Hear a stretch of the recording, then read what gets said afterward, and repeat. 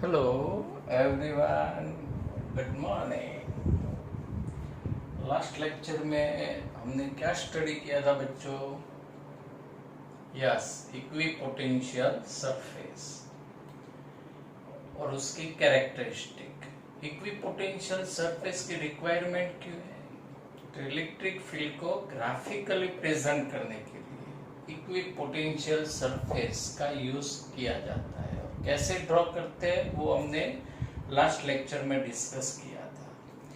अब जो next question है बच्चों 2 मार्क्स के लिए आईएमपी है, obtain relation between electric field and electric potential.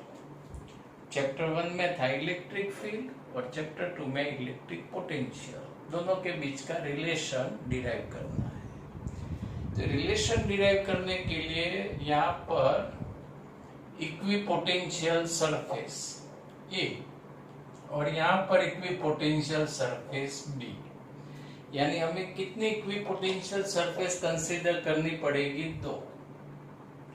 1 is A and second is B.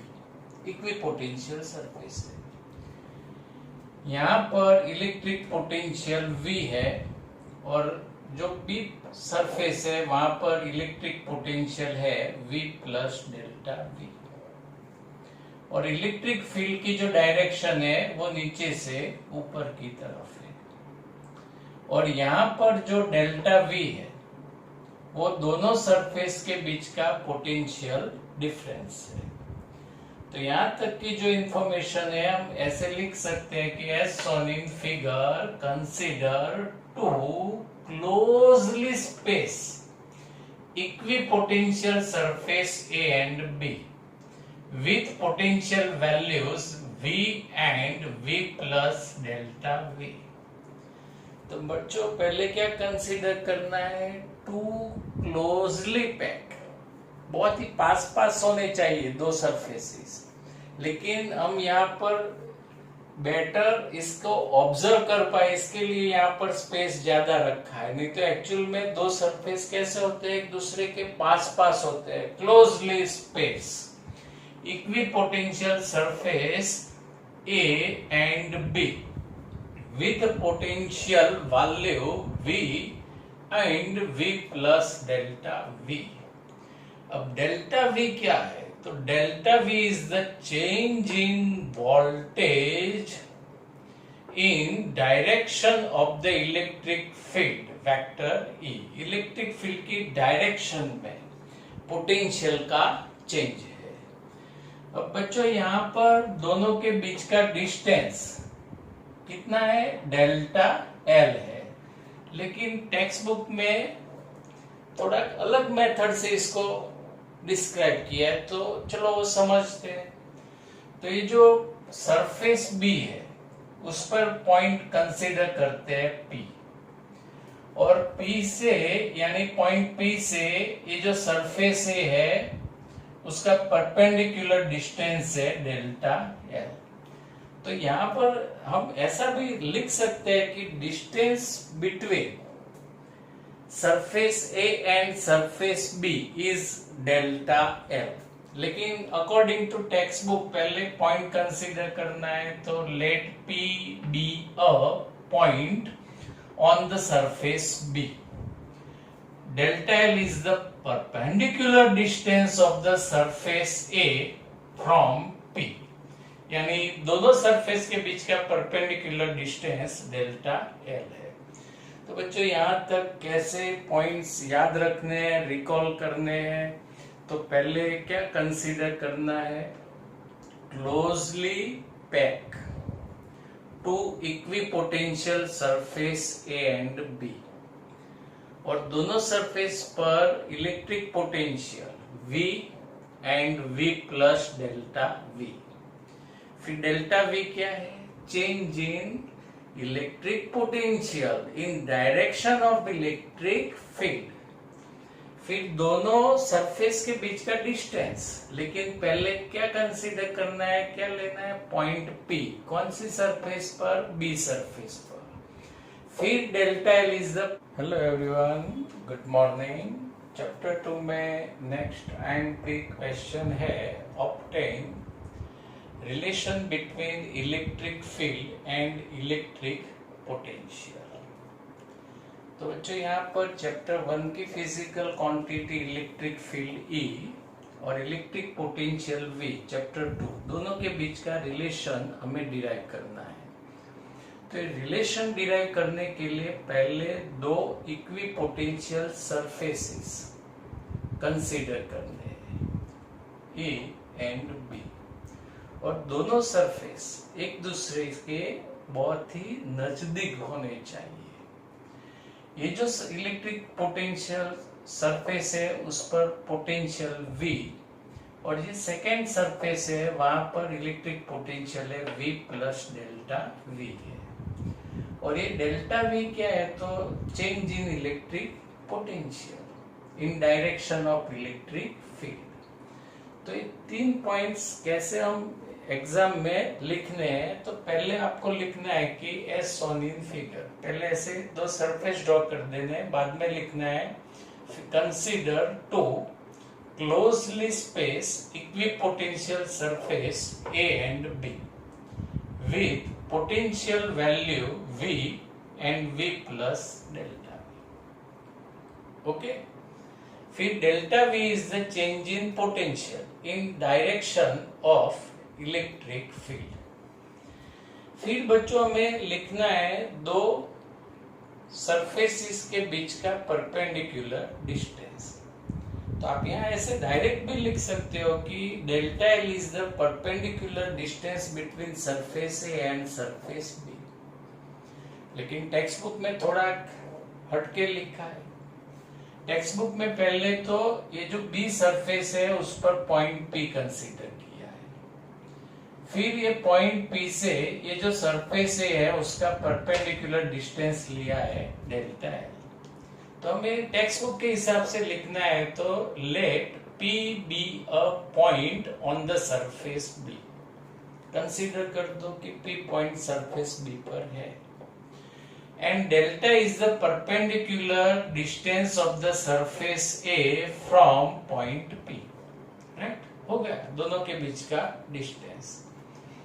अब जो रिलेशन हमें डिराइव करना है उसके लिए हमें पॉजिटिव चार्ज को, unit positive charge surface B से सरफेस A तक लाना है और जो वर्क करना पड़ेगा वो वर्क हमें फाइंड करना है। आप लाए हो यूनिट पॉजिटिव चार्ज? नहीं लाए? ओके, मैं लेके आया हूं। तो अब यूनिट पॉजिटिव चार्ज है उसको यहाँ पर B से A तक शिफ्ट करते हैं।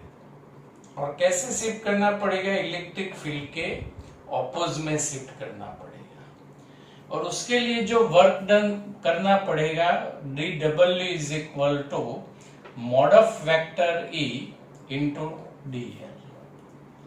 अभी इक्वेशन कैसे आया वो समझ लेते हैं। लास्ट लेक्चर में भी था वर्क डन के लिए, राइट? याद आ रहा है? तो चलो समझ लेते हैं एक बार फिर से। वर्क इज इक्वल टू क्या होता है? Force into displacement. तो यहाँ पर फोर्स आना चाहिए, ये डिस्प्लेसमेंट है डेल्टा L। अब फोर्स के प्लेस पर यहाँ पर लिखा है इलेक्ट्रिक फील्ड, तो उसका रीजन है चैप्टर 1 का ही result, Q vector E force.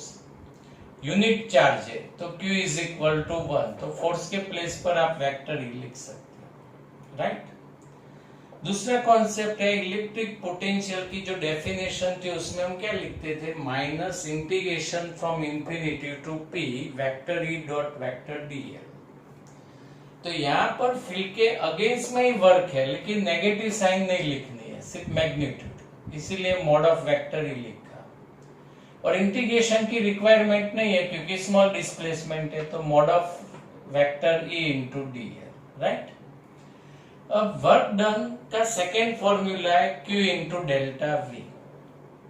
Q unit charge 1, delta V potential difference VA minus VB। अब ये दोनों रिजल्ट कंपेयर कर देते हैं क्योंकि दोनों वर्क डन के रिजल्ट है। तो यहाँ mod of vector E delta L is equal to VA is equal to V minus VB is equal to bracket V plus delta V। Bracket open कर दो, VV कैंसल, यहाँ पर minus delta. Vector E को आप subject बना दो तो mod of vector E is equal to minus delta V upon delta L। ये रिलेशन हो गया। मैग्नीट्यूड लिखते हैं तो mod of vector E is equal to mod of delta V upon delta L। Delta V यानी small change in electric potential, तो यहाँ पर इलेक्ट्रिक पोटेंशियल लिख सकते हैं V।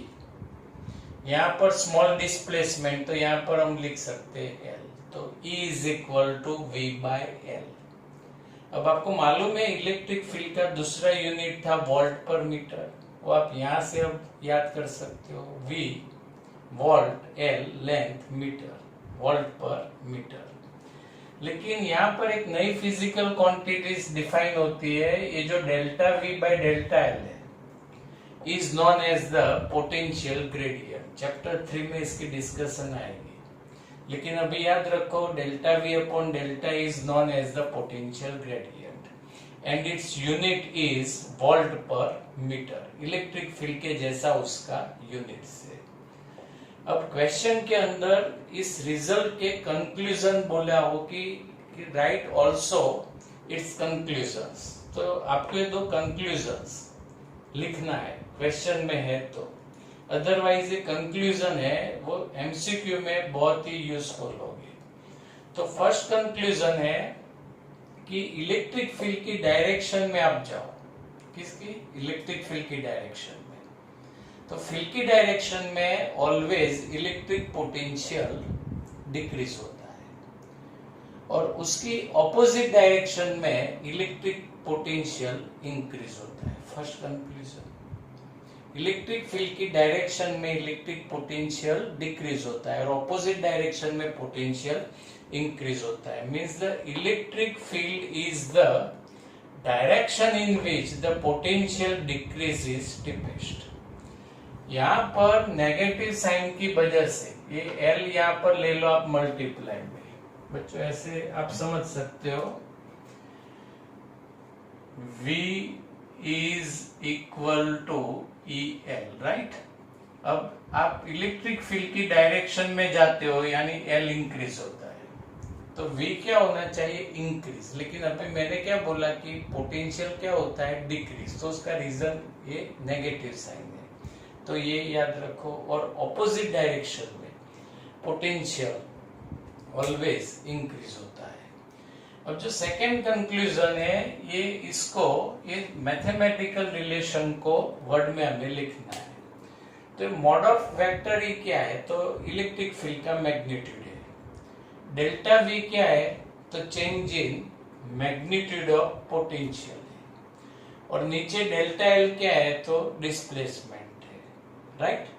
तो इसको वर्ड में हम लिखते हैं कि the magnitude of electric field is given by the change in the magnitude of potential per unit displacement normal to the equipotential surface at that point. Equipotential surface के कोई भी पॉइंट पर इलेक्ट्रिक फील्ड का जो magnitude है वो change in electric potential per unit displacement के जितना होता है। तो ये सेकेंड कंक्लूजन हुआ।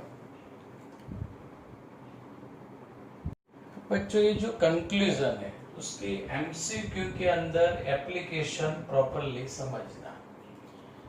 A uniform electric field is prevailing in y direction in certain region. Uniform electric field is prevailing in y direction. The coordinates of point A, B and C, 3 points से A, B and C are 0, 0. यानी 0, 0 वाला point कहाँ पर होगा? Origin पर। तो ऐसे ये पॉइंट ओरिजिन पर 2, 0, x कोऑर्डिनेट 2 है, y कोऑर्डिनेट 0 है, तो ये पॉइंट x एक्सिस पर होगा, राइट। x कोऑर्डिनेट 2 है, y कोऑर्डिनेट 0 है। एंड 0 2 रिस्पेक्टिवली एंड 0 2, यानी ये जो थर्ड पॉइंट है उसका y कोऑर्डिनेट से x कोऑर्डिनेट 0 है, तो ये जो थर्ड पॉइंट है C y एक्सिस पर होगा। Which of the following alternatives is true? Electric potential के टर्म्स में कौन सा आंसर राइट होगा वो आपको बताना है। तो बच्चों पहले यहां पर आप कोई चार्ज सिस्टम ले लो, और ये जो चार्ज सिस्टम है ये ऐसे इलेक्ट्रिक फील्ड y डायरेक्शन में जनरेट करती है। अब ये जो चार्ज सिस्टम है उससे पॉइंट ए और पॉइंट बी का डिस्टेंस कैसा होगा? सेम होगा कि डिफरेंट, अलग अलग होगा?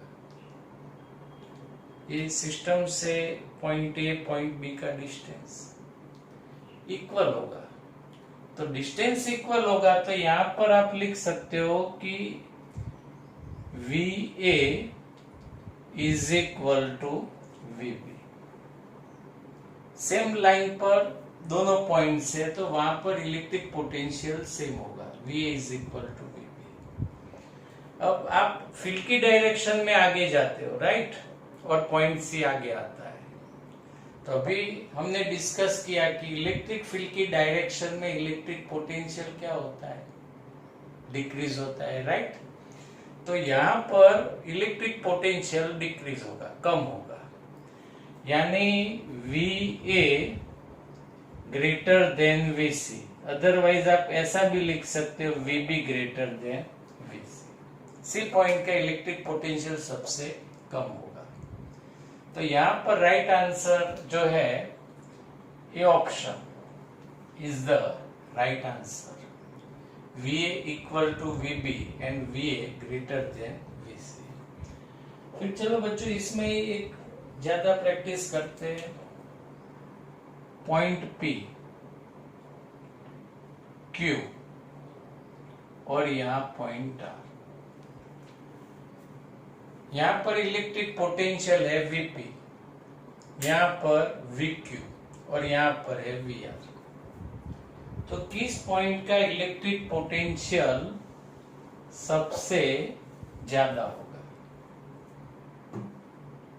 कौन से पॉइंट का इलेक्ट्रिक पोटेंशियल सबसे ज्यादा होगा? तो P पॉइंट का इलेक्ट्रिक पोटेंशियल सबसे ज्यादा होगा। फिर फील्ड की डायरेक्शन में आप जाओगे तो पोटेंशियल डिक्रीज होता जाएगा। फिर Q पॉइंट का इलेक्ट्रिक पोटेंशियल, और सबसे कम इलेक्ट्रिक पोटेंशियल कौन से पॉइंट का आएगा? R पॉइंट का।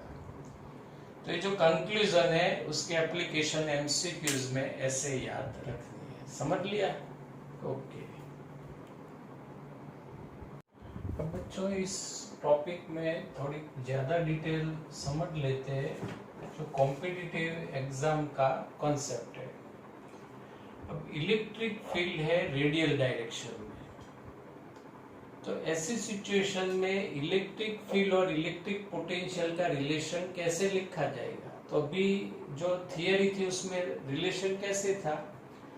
Mod of vector E is equal to minus delta V upon delta L। Delta यानी change in, small change in physical quantities, right. तो अब इलेक्ट्रिक फील्ड रेडियल डायरेक्शन में तो रिलेशन हम ऐसे लिख सकते हैं E is equal to minus delta के प्लेस पर डिफरेंशिएशन का D। इसका भी मीनिंग सेम होता है कि change, small change in physical quantities minus dV upon dr। Field radial direction में है। तो अब इलेक्ट्रिक फील्ड x डायरेक्शन में है बच्चों, तो यहाँ r के प्लेस पर x आएगा, और ये जो इलेक्ट्रिक फील्ड का मैग्नीट्यूड है वो देगा हमें x कंपोनेंट, यानी Ex is equal to minus dV by dx। Same manner में इलेक्ट्रिक फील्ड y डायरेक्शन में है तो Ey is equal to minus dV by dy, और इलेक्ट्रिक फील्ड z डायरेक्शन में है तो Ez is equal to minus dV by dz। હવે electric field हम 3 डायमेंशन में कंसीडर करते हैं, यानी उसके तीनों कंपोनेंट्स है, तो vector E is equal to EX I cap plus EY J cap plus EZ K cap, right. अब EX इज इक्वल टू लिख सकते हैं minus DV by DX I cap, EY के प्लेस पर minus DV by DY J cap and EZ के place पर minus DV by DZ K cap, take negative common. तो ये बेसिक रिलेशन हुआ। अब इसकी एप्लीकेशन एमसीक्यू में कैसे आएगी वो आप समझ लो। If electric potential in some region is V of XYZ is equal to 6XY minus Y plus 2YZ, then find electric field at point 1 X coordinate, 1 Y coordinate 0। तो हमें इलेक्ट्रिक फील्ड फाइंड करना है। तो electric field is equal to X component I cap, Y component J cap, Z component K cap, यानी तीनों components हमें find करने पड़ेंगे। अब एक्स कंपोनेंट के लिए रिलेशन आएगा minus DV by D X, यानी इसका मीनिंग क्या होगा कि पोटेंशियल का with respect to X differentiation. तो यहाँ पर minus D by D X और v के प्लेस पर जो भी हमें इक्वेशन दिया है वो लिखना है 6xy minus y plus 2yz। अब तीनों टर्म्स का with respect to x differentiation करना है। तो बच्चों यहाँ पर ये मेमोरी में रखना कि with respect to x differentiation है, तो अदर टर्म्स जो है yz वो कांस्टेंट कंसीडर किए जाएगी, और कांस्टेंट का डिफरेंशिएशन क्या होता है, 0 होता है, 11th में था। तो यहाँ पर 6 constant as it is, differentiation of x with respect to x 1, ये y कांस्टेंट, ये y कांस्टेंट, तो इसका differentiation 0, 2 constant, y constant, z constant, यानी पूरा टर्म कांस्टेंट है, तो डिफरेंशिएशन 0। अब यहाँ पर माइनस 6y and y coordinate is 1, so x component is minus 6 newton per coulomb.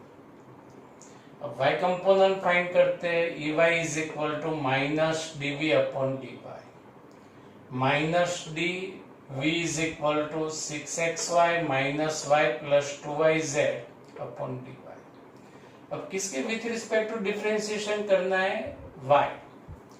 तो यहाँ पर y टर्म है, तो 6x as it is, y का with respect to y differentiation 1 होगा, फिर माइनस y का with respect to y differentiation 1, y है यहाँ पर, तो 2 एज इट इज, y का differentiation with respect to y 1, z as it is. अब यहाँ पर put the x is equal to 1, minus 6 1 minus 1, यहाँ 2 इंटू 1 और इन z कोऑर्डिनेट इज 0, तो यहाँ पर सिंप्लीफाई होगा माइनस 6, सॉरी ब्रैकेट 6 माइनस 1 यानी 5, और बाहर नेगेटिव साइन है माइनस 5, यानी y component is minus 5 Newton per coulomb. अब z कंपोनेंट फाइंड करना है, Ez is equal to minus dv by dz, minus d by dz, v के प्लेस पर 6xy minus y plus 2yz। अब with respect to z differentiation है, right, तो दूसरे terms constant consider करने हैं, तो 6xy z नहीं है तो ये पूरा कांस्टेंट यानी डिफरेंशिएशन 0, y z नहीं है उसमें तो कांस्टेंट 0, 2y और z का जो z के with respect to differentiation 1, right, so Ez is equal to minus 2y and y coordinate is 1, so Ez is equal to minus 2 newton per coulomb. तीनों component मिल गए। अब ये जो रिजल्ट है उसमें Ex component minus 6i cap, फिर y component minus 5j cap and z component minus 2k cap. तो electric field is equal to minus 6i minus 5j cap and minus 2k cap. Okay, thank you. Have a nice day.